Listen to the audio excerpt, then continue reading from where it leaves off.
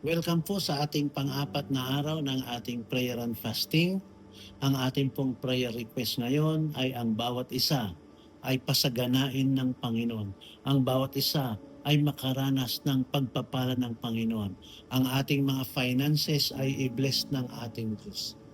You see, ang kanyang pangalan sa Bible, isa sa kanyang pangalan ay Jehovah Jireh, na ang ibig sabihin, the Lord, our provider.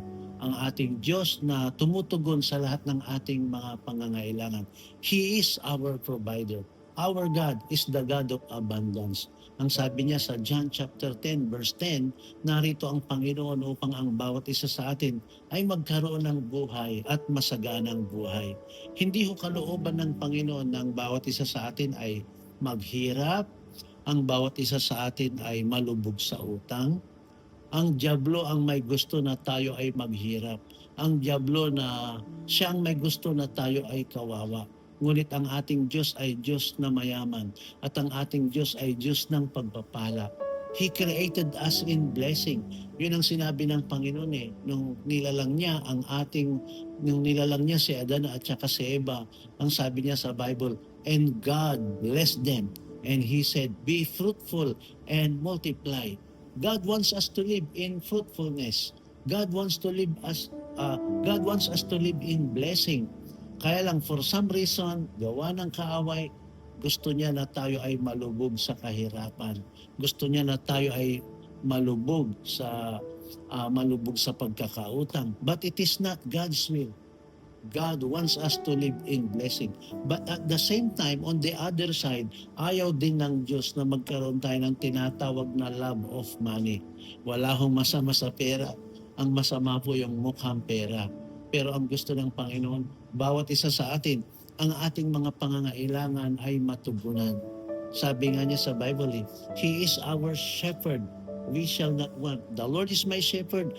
I shall not want. Ang ating Panginoong Hesus sa 2 Corinthians chapter 8 verse 9, nakasulat po doon na siya na mayaman ay naging mahirap upang tayo na mahirap ay maging mayaman. Bakit ba gusto ng Diyos na tayo ay mapagpala? Number one, gusto ng Diyos ma-enjoy natin ang kanyang blessing. At gusto niya ng bawat isa sa atin ay maging channel of blessing, maging daluyan ng pagpapala. Kaya may prayer sa inyo ngayong umaga, bawat isa sa atin ay pagpalain ng Panginoon. At habang tayo pinagpapala, patuloy tayong maging mapagpakumbaba. Nandyan yung prinsipyo ng pagiging masipag, maging responsible tayo, at siyempre kasama na din po dyan na tayo ay gamitin ng Panginoon sa kanyang kaharian. Ay paano ka naman tutulong kung ikaw mismo nangangailangan ng tulong? Kaya gusto ng Panginoon, bawat isa sa atin ay matulungan, bawat isa sa atin ay mapagpala, bawat isa sa atin ay umunlad sa buhay. God wants us to be a channel of blessing. It is not what we have that makes us rich. It is what we give that makes us rich. Anything na nagpapalayo sa atin, hindi ho yan blessing. Yan po ay temptation. Ang gusto ni Lord, pagpalain tayo upang lalo tayong mapalapit sa Panginoon, upang lalo tayong maging mapagpasalamat sa Kanya, lalo tayong maging mapagpakumbaba, at ang bawat isa sa atin ay maging channel of blessing. It is my prayer that the Lord will deliver us from all kinds of poverty, na the open heavens anointing ay nandyan sa atin.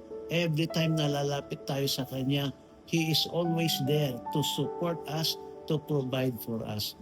I declare ang sino mang nanonood at nakikinig ngayon, pagpalain kayo ng Panginoon. Lahat ng ninakaw ng diablo ay mababawi at in some ways papalitan ng Panginoon yan, because God wants us to live in blessing. Ang aking prayer, bawat isa sa atin ngayon ay pagpalain ng Panginoon ang inyong mga hanap buhay, ang inyong mga negosyo. I declare na the Lord will promote you. Promotion does not come from east nor west.